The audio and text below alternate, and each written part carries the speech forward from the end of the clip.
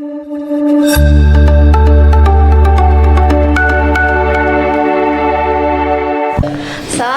warahmatullahi wabarakatuh. Selamat sore, halo Sobat Edeksa dimanapun berada. Kembali lagi nih bersama saya Rizwan Eka Mera dan rekan saya Yayi Dani Rahmat di dalam podcast Bijak Bincang bareng Jaksa Kejaksaan Negeri Kabupaten Tasikmalaya. Nah, tema kita kali ini mau ngapain sih, A? Jadi tema kita kali ini Brisbi, kita akan mengenal lebih dekat salah satu bidang yang ada di Kejaksaan Negeri Kabupaten Tasikmalaya, yaitu bidang Perdata dan Tata Usaha Negara. Ya, itu Trisbi. Sore ini Sobat Adeksa sudah hadir bersama kita seorang jaksa. Beliau adalah Pak Wais Al-Korni, sarjana hukum sebagai Kepala Subsi Pertimbangan Hukum pada Seksi Perdata dan Tata Usaha Negara Kejaksaan Negeri Kabupaten Tasikmalaya. Selamat sore Bapak, apa kabar? Sore Kak Rizwi, baik, alhamdulillah. Alhamdulillah sehat Pak Kasubzi. Sehat. Alhamdulillah.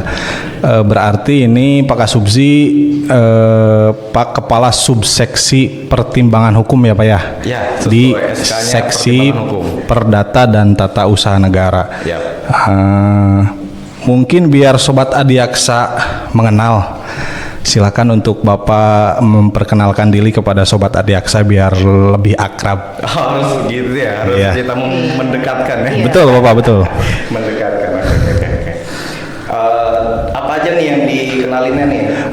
Bisa nama, terus alamat, apakah Bapak asli orang Tasik atau dia dari mana gitu, terus Bapak nanti bisa diperkenalkan juga awal mulanya masuk kejaksaan, penempatannya di mana gitu. Siap. Oke. Baik, Sobat Adiaksa sekalian, kalau nama tadi udah dikasih tahu ya, nama saya Wais Al-Korni. Saya ini masuk kejaksaan itu calon capek tahun 2019, lalu PPPJ di tahun 2021 dan diangkat sumpah sebagai jaksa tahun 2021 juga. Jadi untuk teman-teman Sobat Adiaksa yang nanti berminat, terutama sobat yang saat ini sedang menempuh pendidikan di Fakultas Hukum dan nanti pastinya berminat ya kan, Betul, Pak. untuk masuk ke kejaksaan dengan formasi calon jaksa, ada beberapa step memang yang cukup panjang yang harus dilalui untuk akhirnya disumpah jabatan jaksanya. Seperti itu, harus pendidikan dulu selama kurang lebih 5 sampai dengan 6 bulan baru diangkat sumpah. Nah, tahun 2019 itu penempatan tugas saya pertama itu di Kejaksaan Negeri Biren. Biren, Aceh Pak ya? Aceh. Oh iya, berarti Aceh. wilayah hukum Kejaksaan Tinggi Aceh Pak ya? Betul. Di wilayah Kejati Aceh itu 2019 sampai dengan 2021 sama pendidikan jaksanya sekitar 2 tahun 3 bulan kalau saya tidak salah. Iya. Lalu setelah selesai pendidikan diangkat sumpah, penugasan jaksa saya pertama itu di Kejaksaan Negeri Tual. Oh, Tual. Di Maluku. Maluku ya. Jadi di Maluku kurang lebih 2 tahun lebih juga, baru sekarang ini di Kejaksaan Negeri Kabupaten Tasikmalaya. Oh iya, Di betul. Tual itu sebelumnya saya menjabat sebagai Kasubsi Pratut gitu. Jadi kalau untuk domisili sekarang itu ada di Tangerang, tapi Tangerang. kalau bicara asal ya kan kesukuan, saya dari Sumatera Utara. Sumatera Utara ya. Orang tua dari Sumut, lalu sekarang sudah domisili di Tangerang. Iya. Itulah kurang lebih profil dan juga Betul. apa namanya, bukan perjalanan Biodata karir apa ya? Biodata maksudnya, di kejaksaan dari awal sampai dengan sekarang. Iya, supaya memotivasi juga bagi sobat Adiaksa yang memang ingin mengabdikan diri sebagai calon jaksa di Kejaksaan Republik Indonesia Pak ya. Khususnya nanti bagi kata Bapak tadi yang menempuh pendidikan di sarjana hukum Pak ya. Iya, Betul. Fakultas Hukum. Kali ini Pak, ini kan tema kita Terispi tentang bidang perdata dan tata usaha negara. masyarakat kan taunya kejaksaan itu menuntut persidangan, bersidang gitu. Oh ternyata di kejaksaan juga ada yang membidangi tentang perdata gitu Pak ya. Betul. Khususnya bidang perdata dan tata usaha negara.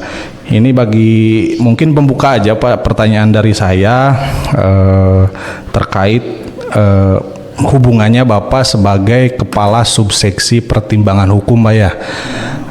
Kaitan tugas Bapak sebagai Kepala Subseksi Pertimbangan Hukum itu seperti apa Pak? Oke, berarti langsung ke Foksi ya? Ya, tupoksi dulu Bapak dulu. Subseksi Pertimbangan. Betul Pak. Jadi kalau saya tidak salah, nanti kalau salah tolong dikoreksi. Teman-teman yang menyimak juga silakan nanti dikoreksi, di cross check lagi ke internet kayak gitu kan. Jadi subseksi pertimbangan hukum itu sendiri itu sudah diatur dalam peraturan kejaksaan nomor 1 tahun 2021. Betul. Koreksi nanti kalau jika saya salah. Siap. Nah di situ memang langsung disebutkan di pasal 978. Sependek yang saya tahu itu langsung disebutkan voksinya adalah untuk subseksi pertimbangan hukum itu sendiri, voksinya adalah melaksanakan pemberian pertimbangan hukum. Betul.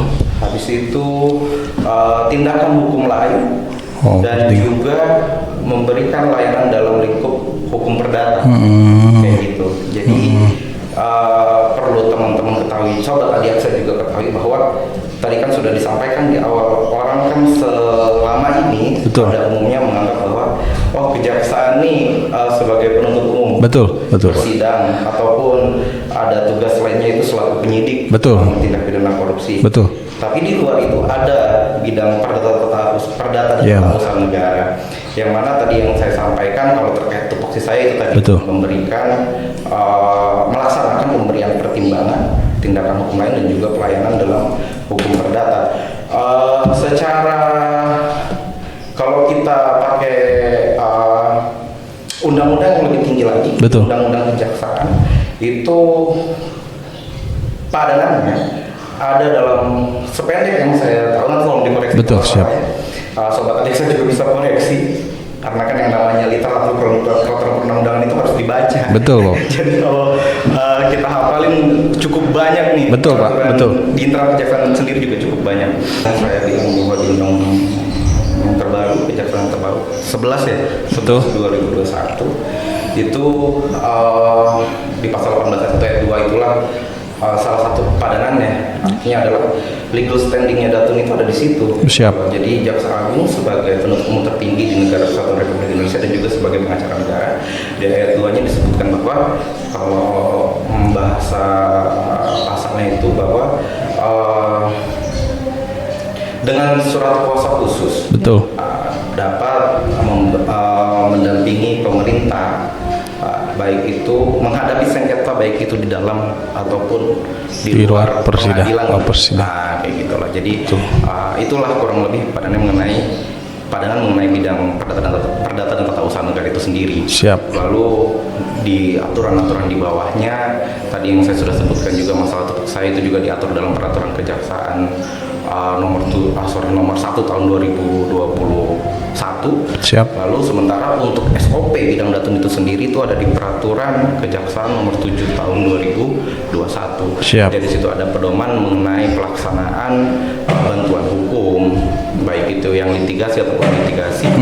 Lalu juga ada pertimbangan hukum, tindakan hukum lain, pelayanan hukum dan lain sebagainya diatur di situ. Iya, siap. Untuk struktur organisasi nih Pak di Seksi Perdata dan Tata Usaha Negara Kejaksaan Negeri Kabupaten Tasikmalaya nih ada apa aja sih Pak strukturnya? Kalau untuk di Kejari Kabupaten Tasikmalaya, untuk di bidang Datunnya sendiri yaitu pertama adalah Kepala Seksi Perdata dan Tata Usaha Negara, lalu di bawahnya adalah Kasubsi atau Kepala Subseksi. Ada 2 nih di bidang Datun, yaitu yang pertama adalah Kasubsi Perdata Dantun, yang kedua adalah Kasubsi Pertimbangan Hukum yang saya sendiri kebetulan. Kalau untuk Kepala Seksi Perdata dan Tata Usaha Negara itu dijabat oleh Bapak Bakti Suryantoro SHMH. Kalau untuk Kasubsi Datunnya belum ada yang isi. Lalu di bawahnya ada Nah, kalau ada jaksa fungsional misalkan, tapi saat ini tidak ada. Siap. Lalu staf. Oh, kayak siap. gitu. Ini nih Pak, tadi kaitan dengan Bapak sebagai Kepala Subseksi Pertimbangan Hukum Pak ya, tadi sudah dijelaskan terkait apa saja tupoksi Bapak. Di sini di bidang Datun sendiri secara umum tugas-tugas yang ada di bidang Datun tuh bisa seperti apa Pak? Mohon dijelaskan, seperti kayak tadi ada pelayanan hukum, pendampingan hukum, pertimbangan hukum, seperti apa tuh Pak? Oke, baik. Jadi kan sebenarnya tadi yang saya sampaikan sebagaimana dalam pedoman 7 tahun 2021 itu ada bantuan hukum. Betul. Nah, bantuan hukum itu dibagi lagi jadi dua toh. Jadi ada bantuan hukum litigasi, ada bantuan hukum non litigasi. Kalau bantuan hukum litigasi berarti kita dengan surat, tapi kalau ini harus dengan surat kuasa khusus ya, dari pemerintah. Kalau kita di daerah berarti dari pemerintah daerah kabupaten kepada Kejaksaan Negeri Kabupaten Tasikmalaya, itu untuk menghadapi persoalan apa di dalam persidangan. Kalau itu yang litigasi, misalnya contoh pemerintah daerah Kabupaten Tasikmalaya digugat oleh masyarakat, contoh, atau oleh perusahaan kayak gitu. Nah, itu bisa memberikan surat kuasa khusus kepada jaksa pengacara negara yang ada di Kejaksaan Negeri Kabupaten Tasikmalaya untuk menghadapi sengketa itu di persidangan, di pengadilan. Siap. Nah, kalau yang litigasi ini berarti kebalikannya, dia di luar persidangan. Contohnya kalau misalkan yang kebetulan lagi kami produk yang sedang jalan, itu ada beberapa penagihan, baik itu yang diminta oleh BPJS Ketenagakerjaan, BPJS Kesehatan, ataupun kredit macet yang kreditnya itu diberikan oleh badan usaha milik daerah ataupun bank yang dia itu badan usaha milik negara kayak gitu. Jadi itu bisa bukan damping bahasanya. Kami melakukan penagihan, tapi dalam nomenklaturnya adalah bantuan hukum non litigasi tadi, karena tujuannya sama, yaitu adalah untuk bagaimana pemulihan ataupun penyelamatan keuangan negara itu, keuangan ataupun perekonomian negara kayak gitu. Jadi kalau di kejaksaan ini kan ada dua mekanisme, kita bisa lewat tindak pidana khusus ataupun lewat perdata dan tata usaha negara. Contohnya kalau di Datun itu yang berkaitan dengan pinsus, contohnya adalah misalkan kayak gugatan uang pengganti. Itu bisa. Betul Bapak. Kayak gitu. Siap. Itu kurang lebih. Kalau di bagian Datun Pak, itu ada kayak legal assistance sama legal opinion, itu seperti apa sih Pak? Jadi legal assistance sama legal opinion ini kan itu merupakan turunan dari produk pertimbangan hukum. Kalau tadi yang saya bilang litigasi non litigasi itu kan turunan dari bantuan hukum. Kalau legal sebenarnya ada tiga turunan produk dari pertimbangan hukum, yaitu yang pertama legal assistance atau pendampingan hukum, yang kedua adalah pendapat hukum atau legal opinion, yang ketiga itu ada legal audit. Jadi ada audit hukum. Nah, masing-masing ketiganya ini secara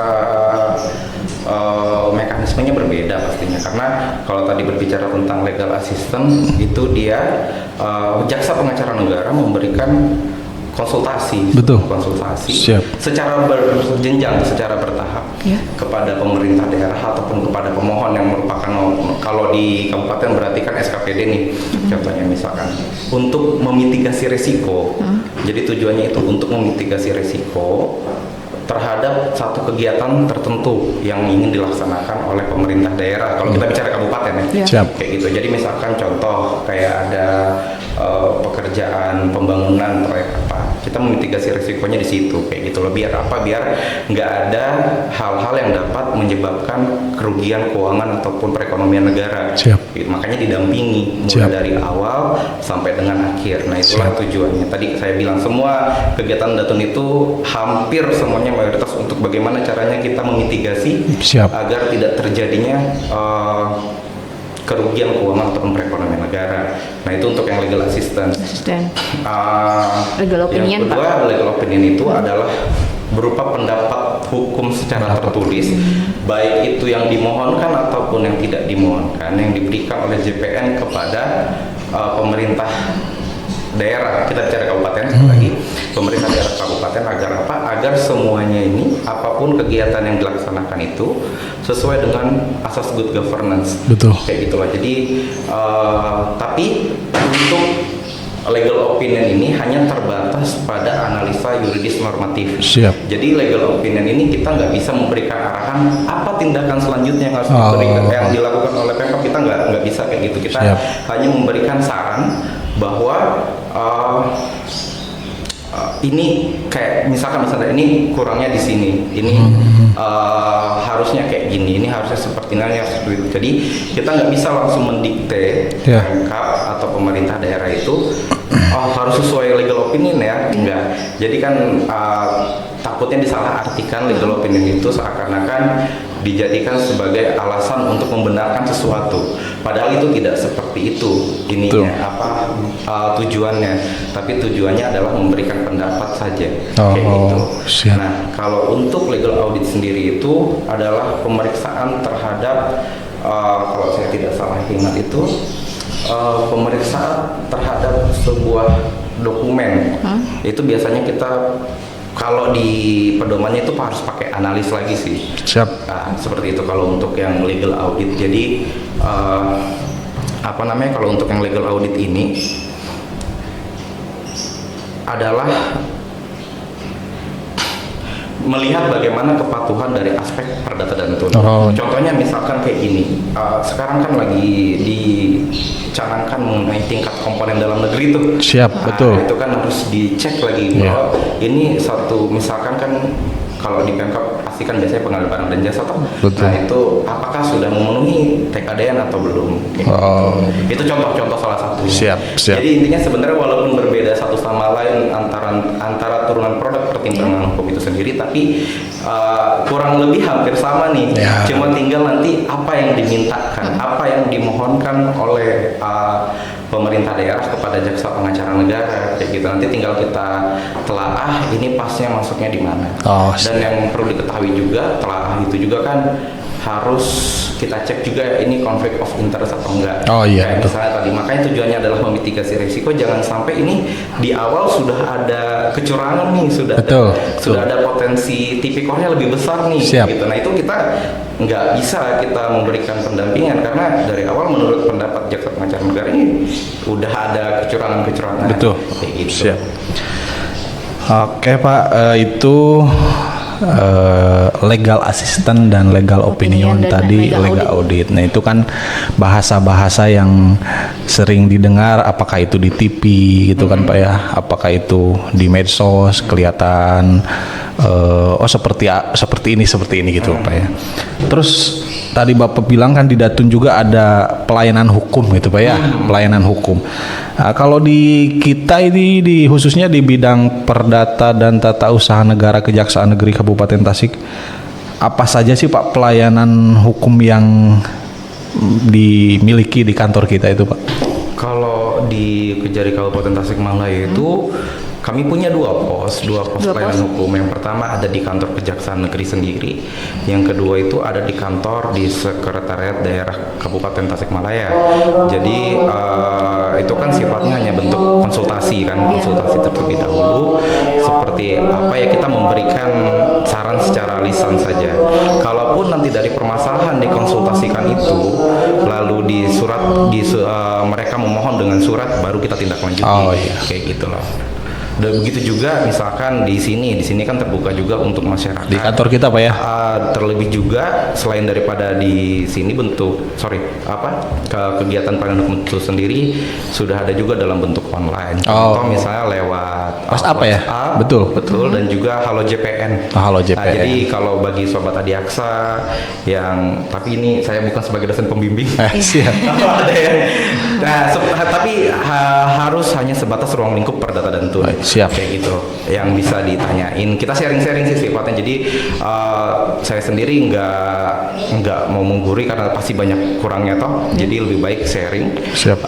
Jadi kayak diskusi kayak gitulah. Begitu juga kalaupun ada masyarakat yang melakukan pelayanan hukum ke sini Oh, gitu, iya. di pos pelayanan hukum. Ada juga pelayanan hukum on the street juga ya Pak ya? Ya betul, itu kalau on the street. Kapan tuh Pak jadwalnya tuh? Nah ini karena kan itu tentatif ya. Betul, tentatif, ya. Sementara kita kan nggak boleh mengeluh kurang jumlah pegawai. Betul. Jadi nanti mungkin dijadwalkan on the street. Nah untuk mengalternatifkan on the street itu memang kita bukan fokus ya. Makanya kan makanya masih dibagi dua nih, kayak gitu. Kalaupun nanti on the street ya akan berjalan aja sih tentatif. Kalau memang nanti ada kegiatan yang kosong atau apa baru bisa on the street. Tapi bagi sobat-sobat Adiaksa yang enggan, misalkan susah nih mengutarakannya secara online, datang aja langsung sini. Jadi lebih ini kan kayak bisa sharing langsung Pak ya. kayak Betul. gitu. Nanti ditemui sama Bapak Waisal. Ya, ya. Untuk selanjutnya nih Pak, jaksa penuntut umum dengan jaksa pengacara negara. JPU dan JPN bedanya apa sih Pak? Ah, Ya, gitu. kadang saya suka bingung juga Ya, sih, itu. ya. Jadi kan di persidangan tuh jaksa penuntut umum gitu ya Iya. Teh ya. Sekarang kan ada JPN nih Pak. Iya. Nah, seperti Jaksa pengacara negara gitu. bagaimana Pak Kasubsi? Secara definisi kan tadi udah beda kan. Betul. Satu jaksa pengacara negara. Tadi yang kayak saya sudah definisikan di awal tuh di pasal 18 ayat 1 sama ayat 2 itu kan sudah beda. Bahwa kalau kita berbicara jaksa, kan kalau di KUHP sendiri jaksa sama penuntut umum aja itu beda. Betul. Jaksa itu punya definisi sendiri, sementara penuntut umum itu punya definisi sendiri. Jaksa adalah ya orang yang sudah dikasih kewenangan jabatannya sebagai jaksa. Betul. Kayak gitu loh, untuk melaksanakan pengadilan dan lain sebagainya. Tapi dia harus bisa bersidang. Kan kalau kita bahas umumnya itu ada P16A, Betul. ya kan? P16, P16A. Nah itu Siap. baru statusnya berubah jadi penuntut umum. Siap. Jadi melaksanakan penuntutan dan juga eksekusi terhadap putusan. Nah, itu kita bicara kalau bahasa sederhana gini. Kalau JPU itu lingkupnya adalah peradilan pidana. Siap. Gitu. Kita berbicara bagaimana membuktikan suatu perkara pidana di persidangan lalu melaksanakan putusan hakim. Lalu kalau jaksa pengacara negara itu kebalikannya, bukan kebalikan juga sih, karena juga bersidang toh. Cuman kalau jaksa pengacara negara ini terbatas pada lingkup perdata dan tata usaha negara saja. Bahkan di pedoman yang terbaru, kalau saya tidak salah baca di 7/2021 itu juga bisa melakukan uji materi ke Mahkamah Konstitusi. Seperti itu. Jadi ini kalau saya tidak salah, nanti kalau salah tolong koreksi. Seperti itu. Jadi beda ruang lingkupnya saja. Betul. Dan kalau untuk jaksa pengacara negara kan dibatasi hanya untuk mewakili kepentingan Negara. Oh, iya, atau pemerintah daerah, menaikkan kewibawaan pemerintah Betul. atau pemerintah daerah, dan juga tadi fokusnya adalah bagaimana penyelamatan dan juga pemulihan keuangan dan juga perekonomian negara, kayak gitu loh. Karena kan ya itulah kurang lebihnya pemulihan dan tadinya pemulihan dan penyelamatan kerugian keuangan negara, dan juga bentuk-bentuk mitigasi dan mitigasi resikonya terhadap adanya kerugian dan juga kerugian keuangan dan juga perekonomian negara itu tadi. Oh, siap. Saya mau sedikit mengupas tadi terkait pelayanan hukum yang ada di kantor kita Pak ya. Tadi Bapak bilang ada pelayanan hukum di kantor kejaksaan, terus ada pelayanan hukum di kantor Pemda, terus ada juga via online-nya ada Halo JPN, ada pelayanan hukum via WhatsApp ya Pak.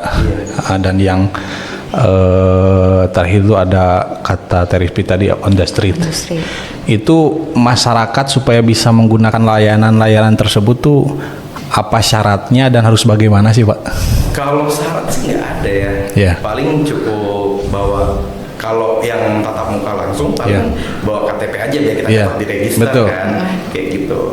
Ya selebihnya nggak ada syarat apa-apa sih. Yes. Cuman kalau untuk yang di WA, apalagi yang online nggak tinggal buka aja ininya websitenya Halo JPN Kejari Kabupaten Tasik, ya sudah tinggal di situ, nanti ada kolomnya mau terkait tentang apa. Oh, siap. Nanti tinggal ditanya. Siap. Kayak gitu loh. Begitu juga yang WhatsApp. Apalagi yang WhatsApp bebas banget kan. Siap. Cuman pertanyaannya jangan masalah keuangan, asmara. Iya. Kalau pengalaman Bapak sebagai jaksa pengacara negara khususnya Pak, masyarakat tuh lebih condong ke konsultasi hukum terkait apa sih Pak? Iya, favoritnya apa sih Pak? Favorit. Favoritnya lebih banyak mungkin masalah sengketa tanah. Oh, sengketa tanah ya. Ataupun misalkan Apakah perkawinan. Waris berarti ya, sengketa tanah ya? Ya kan waris selain tanah mungkin ada aset lain. Ah, betul. Mungkin belum ada perjanjian pranikah, sekarang lagi ngetren ya. Oh iya betul. Perjanjian Gimana pranikah tuh? dan lain sebagainya, ataupun nikah di bawah umur dan sebagainya. Betul. Atau misalkan nikah sama warga negara asing Betul. dan sebagainya kayak gitu.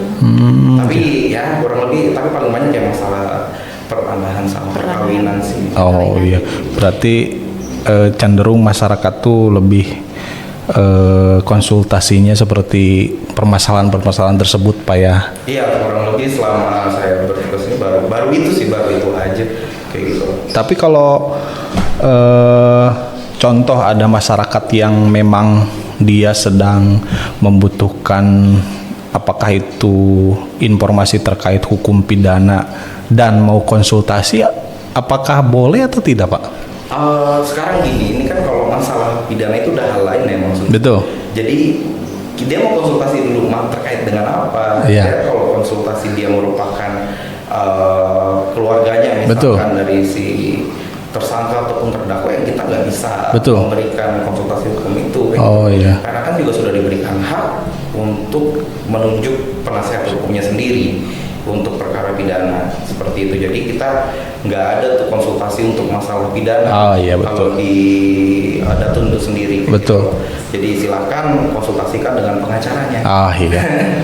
Berarti kalau di sini kita fokus ke ruang lingkupnya hanya perdata dan tata usaha negara dan juga tadi lebih ke meningkatkan apa ya, maruah, apakah kewibawaan, apakah itu Pemda, pemerintah pusat gitu Pak ya, dengan surat kuasa khusus tadi Pak ya. Iya, kalau surat kuasa khusus itu sependek yang saya tahu memang hanya untuk produk bantuan hukum, baik itu yang litigasi atau non litigasi. Tapi kalau kayak tindakan hukum lain itu, misalkan kayak gini contohnya, sependek yang saya tahu itu adalah misalkan antar BUMN nih, Betul. antar BUMD nih, BUMD. ada permasalahan. Nah itu kita bisa jadi mediatornya, seperti JPN bisa jadi mediator ataupun jadi fasilitator. Tapi ya tadi misalkan antar BUMN dengan BUMN atau BUMD dengan Pemdanya. Oh, iya. Kan BUMN itu atau BUMD itu kan harta kekayaan yang terpisah yang Oh, iya. bisa kan. Bisa aja ada apa masalah apa mereka nggak clear, kita bisa jadi fasilitator ataupun mediator dalam permasalahan tersebut. Untuk penutup podcast kali ini, adakah Pak tambahan informasi lain yang dapat disampaikan ke Sobat Adiaksa? Terkait apa nih informasinya? Terkait pelayanan hukum mungkin Pak, Oke, gimana? baik. Paling hanya pengulangan aja yang tadi ya. Iya. Kalau untuk pelayanan hukum itu jadi ada dua bentuk. Ada dua pos. Itu pos di Pemda itu memang khusus untuk teman-teman dari Pemda, dan juga pos pelayanan hukum yang ada di kantor kejaksaan itu memang terbuka untuk masyarakat seperti itulah. Ataupun terkait dengan yang pelayanan hukum yang di via online, baik itu website Halo JPN ataupun yang WA, itu terbuka, tinggal masuk aja ke websitenya, tanya, gitu aja sih informasinya. Kalau nomor WhatsApp-nya nanti mungkin dari dari kan kalau nggak salah ada tuh di depan nomornya, nomor kontaknya untuk bagi Sobat Adiaksa yang ingin melakukan konsultasi kayak gitu loh, via WA kayak gitu. Itu aja sih paling kalau informasinya. Terus intinya kejaksaan itu humanis. Siap. Jadi nggak usah takut datang ke kejaksaan, karena kejaksaan nggak berbicara melulu bagaimana penegakan hukum pidana, baik itu pidana umum ataupun pidana khusus. Ada juga perdata dan tun. Siap. Itulah. Jadi nggak usah takut, tetap datang aja ke kantor Kejaksaan Negeri Kabupaten Tasikmalaya kalau ada hal-hal yang ingin dikonsultasikan. Siap. Seperti itu. Paling seperti itu Terispi. Ya. Tadi nomor WhatsApp-nya nanti kita sematkan, nomor WhatsApp-nya bisa itu 24 jam Pak, online.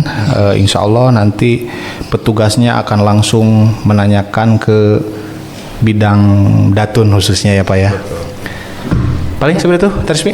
Sobat Adiaksa, kita sudah berbincang nih tentang mengenal lebih dekat bidang datun di Kejaksaan Negeri Kabupaten Tasikmalaya. Jangan lupa untuk like, comment, share, dan follow akun media sosial Kejaksaan Negeri Kabupaten Tasikmalaya di Instagram, YouTube, Twitter, Facebook, dan TikTok.